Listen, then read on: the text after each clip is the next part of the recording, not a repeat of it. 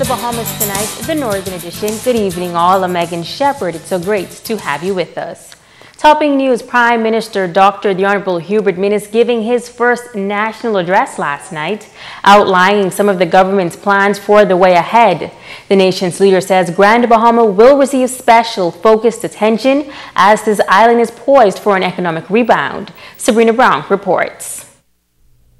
Prime Minister the Honorable Dr. Hubert Minnis unveiling the blueprint on the way forward for a better Bahamas during his national address. High on the government's agenda is the revitalization of Grand Bahama's ailing economy. The nation's leader delivering a message of hope for the people of Grand Bahama, noting that plans to revive hotels on the Lucaya Strip are well underway. The government is now involved in negotiations with the owners of the assets of the Grand Lucayan in Grand Bahama and related assets, which may involve the joint ownership of those assets in partnership with a number of investors. We have identified a number of integrated travel and hospitality companies that can bring quality brands to Grand Bahama, but also much needed air transportation. Prime Minister Minnis says they are working diligently to get those properties open as quickly as possible. As was done by the United States during the 2008 Great Recession, my government's intent is to resuscitate the Grand Lucayan as rapidly and as sustainably as possible, and thereafter sell its equity to one of the existing partners or other investors. We have no intention of remaining as an owner in the hotel business for any extended period of time. All signs point to the beginning of renovations at the resort within the next month, with the facility ready for business for the winter season. The nation's chief says improving the overall tourism product is a priority of his government, as more than 50% of jobs in the country and at least 65% of economic activity comes from the #1 industry. We also know that only 60% of our hotel and resort rooms are occupied annually. We must focus on tourism initiatives to get our economy going again, while not excluding the urgent need for diversification within the tourism sector and in other sectors and potential areas of growth. If we manage to achieve near 80% occupancy in our hotels on a year-round basis, we will increase our economic activity and jobs from tourism by 1/3. He says the government is also working to address the needs of small hotel properties in an effort to provide more opportunities for Bahamians. Sabrina Brown, ZNS Network News. A delegation of government ministers and parliamentarians were taken on a tour of Grand Bahama's ship care facility today. Business at the shipyard continues to thrive, and the visit by government officials was an effort to discuss the operations at the facility and the way forward. Shashina Roll has more. The extensive tour at the Grand Bahama shipyard taking place at the opportune time. Minister of State for Grand Bahama, the Honorable Kwesi Thompson, confirming that the government is in the process of conducting a business seminar for commercial entities, and the tour and meeting with the leadership of the ship care facility opened the door for a dialogue about ancillary services.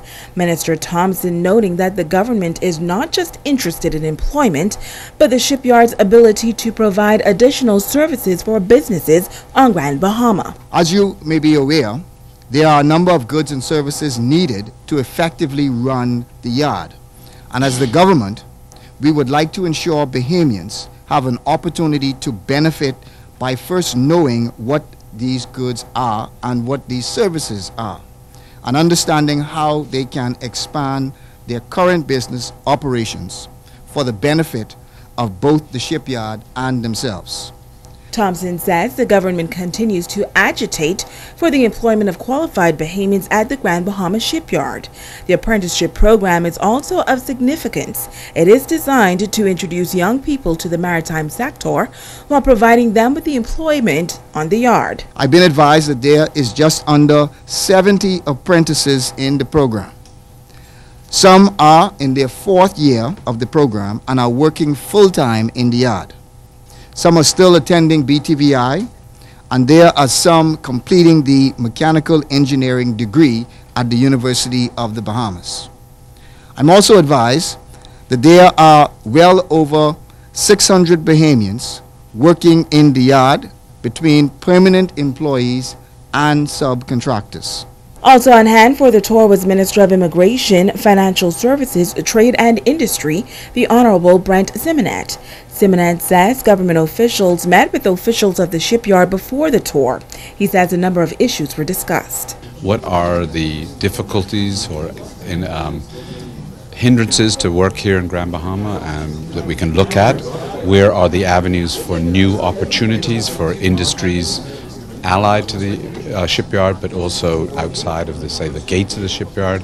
And the other issues is to look at what their expansion points that they're looking at doing, whether if they're considering, and how government can work into that. Minister responsible for the maritime industry, the Honorable Frankie Campbell, says the tour was enlightening. He says his interest is that of a global spectrum. For many years we've been concerned about outsiders coming into the Bahamas and taking jobs of Bahamians. I've always believed that that was only because we haven't been preparing Bahamians to go elsewhere and take other people's jobs. The maritime industry offers that opportunity for young Bahamians to become citizens of the world through the industry. Shashina Roll, ZNS Network News. Operators of Bahamar on Grand Bahama for a job and information fair. Close to 80 residents turned out last night for the session. Assistant Director of Human Resources at Bahamar, Vanya Eiffel, says they have launched the process of filling some 3,000 vacant positions at the Cable Beach property. We have lots of jobs that we're trying to fill at Bahamar at the moment in all areas: housekeeping, front desk, guest services, human resources, finance. We have tons of positions open, and we want to give Grand Bahamians the opportunity to apply for these positions. We currently have about 2,000 employees at Bahamar and ramping up. We're in a phased opening, so by next year we'll have up to 5,000 employees. So right now we have the Grand Hyatt at Bahamar that's open, and they're going to be continuously opening rooms in different food and beverage outlets over the next few months. Next we'll have the SLS opening, and they'll also be opening some food and beverage outlets and eventually opening their hotel, and then supremely we'll have the Rosewood at Bahamar opening. Bahamar Outreach Manager Nicole Uriash says they thought it important to travel to Grand Bahama to introduce residents to the opportunities, benefits, and culture of working at the resort. We are here in Grand Bahama to find the best and the brightest Grand Bahamians to come back and work at Bahamar. We've had some amazing candidates that have come from Grand Bahama in the past, and so this was the very first family island trip that we've made. We're looking for executive positions, we're looking for admins, directors, managers from the top to the bottom, again because we're opening 2 brand new properties, so we need to fill that with people. So we need from entry level all the way up to director, assistant director, vice president. We're looking for everyone, and so if you have a passion for hospitality, a passion for people, passion for the Bahamas, we really want to see you. Another information session will be held this evening between 7 and 9 p.m. and on Friday morning at 9 a.m. Bahama invites all recent college and university graduates to attend both events at the Eric L. Sam Center of the Church of the Ascension. For more information, the outreach team urges residents to fill out applications at corres.bahamar.com, email them at outreach@bahamar.com, or message them on Facebook. Over 60 students graduating last night from the National Training Agency on Grand Bahama. This group represents the agency's 5th cohort. Kimberly Mullings was there. 28 of the plus 60 students of the 5th cohort of the National Training Agency participated in the graduation ceremony Wednesday evening. The program is geared toward providing students with competency-based training and adequate skills before entering the workforce. Minister of State for Grand Bahama in the Office of the Prime Minister, Senator the Honorable Kwesi Thompson, addressed the graduates, commending them on being on the right path. He says the government has a strategic set of plans to improve the local economy that's creating jobs. You have completed this training program and are now equipped with a unique skill set to approach the workforce, but also to approach your own business. As Minister of State in Grand Bahama, I urge you to aspire not just for a job, but aspire towards ownership. NDA Executive Director Gadville McDonald says that although there has been 5 cohorts of graduates on Grand Bahama Island, they have big plans to move forward to enhance the NTA. We will be data-driven. We will do the work in order to ensure that when you are trained, that you can more easily access the job opportunities that will be available and that are available in Grand Bahama. We will prepare you to seize the opportunities that exist in current industries, but also to seize those that are coming in emerging industries. Graduate Summer Penniman says she found the program beneficial and plans to use her skills in her quest for success. It's been a privilege to be taught the importance of character development, self and workplace governance, respecting diversity and change, the effectiveness of good communication skills, workforce preparations, first impressions, and the importance of producing service excellence. The NTA has built a dynamic job placement system. Penniman, who aspires to be a media journalist, was placed at ZNS and thoroughly enjoyed her experience with us. I was placed in the newsroom with a number of phenomenal women whom I've been intrigued by meeting, that gave me insight of what it was like to be a news reporter and how to gather information for your top stories. I was exposed to conducting various interviews while on assignments and even had the chance to ask a few questions of my own. I went on to be a guest speaker on the one and only Morning Glory show with Mrs. Vanessa Divine Lady Clark. Kimberly Mullings, ZNAS Network News.